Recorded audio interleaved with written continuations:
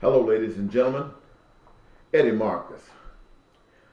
I want to speak from the standpoint of the voice of God. On last evening, a program called Nightline was on television. The subject matter was the new KKK, Ku Klux Klan. Now, 50 years ago, all over the South, Ku Klux Klan ran rampant. Everyone should know the story. And here, 50 years later, the same old tune, all in the name of Christ, in the name of white, and everybody else being hated, even threatened with violence. Everyone but whites must go. Why? Because everyone else are animals, or evolved from animals, they say. But why is this happening in this day and at this time? The answer is confusion is the God of this world and the God of the United States of America. Confusion is the God of churches, it's the God of this country, and confusion is the God of religion. The God of the USA and the world is the God of cheating, God of lying, God of exploitation, God of stealing, God of violence and killing. All of these things it readily does. Americans know little about love. They talk of love, yet they are split into political parties, Republican and Democrat, that have no love for each other. They are split into races that have no love for each other. Churches split into denominations that have no love for each other. Male and making gender that have no love for each other. God of this nation works for some and against others. Those that are dissatisfied, they don't know that their God is to blame, so they point fingers at one another. Those who suffer just as they do. Those that are blessed by this God, they don't know or they don't care that they are blessed by the suffering of others. Others of this country, suffering of other people of other nations. When everyone prays, they ask God to bless them above all else. Personally, ladies and gentlemen, I don't care what anyone else in this world wants. I want what I want above what everyone else wants, and I want it now. Now, what is it that I want? I want peace, I want prosperity, and I want joy for every nation, and I want it for every person in this country and all over the world. Peace, prosperity, and joy. I want all the living to be done in such a way that what each of us do, it just happens to be done in such a way that it complements that of others. And together the people and the nation are blessed. I want every one of our dreams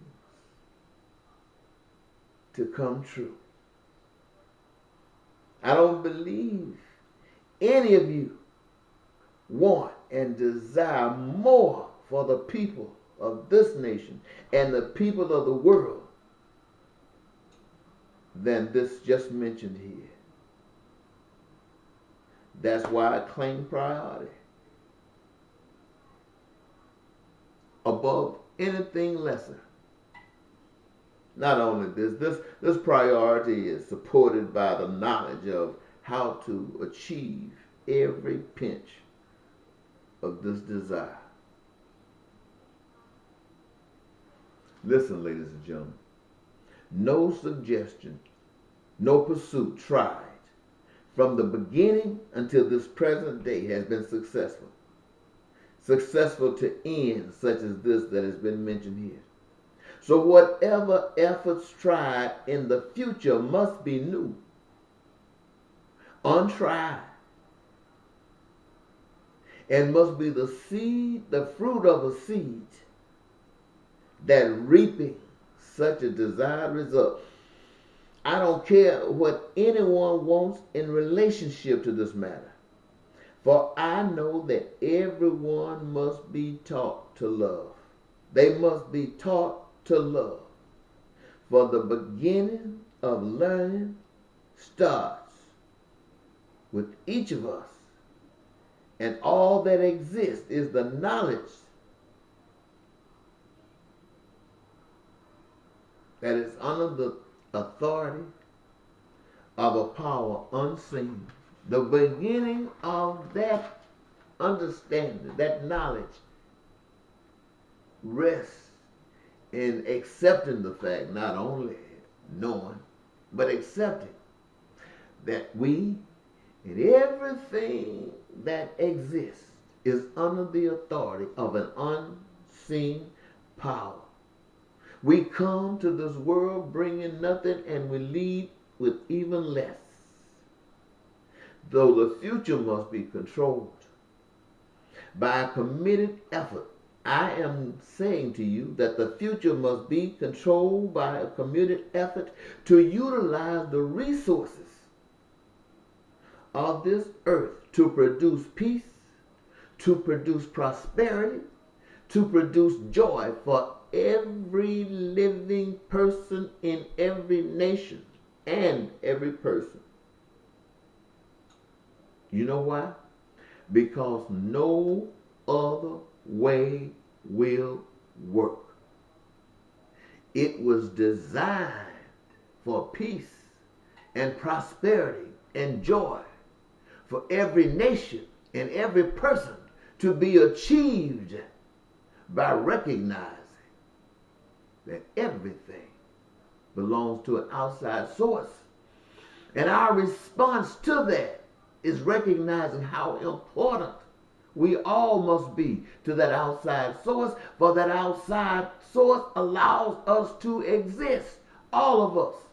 Even that which we think is hateful, it allows it to exist. And if we find anything that we do not like, it is our duty and responsibility to take away the excuse, to find out what it is and eliminate the excuse. Why? Because we don't want the thief again to steal because he had a reason. We want to take away that reason. We want that thief to be no more. Why? Because therein lies peace. Therein lies prosperity for us all.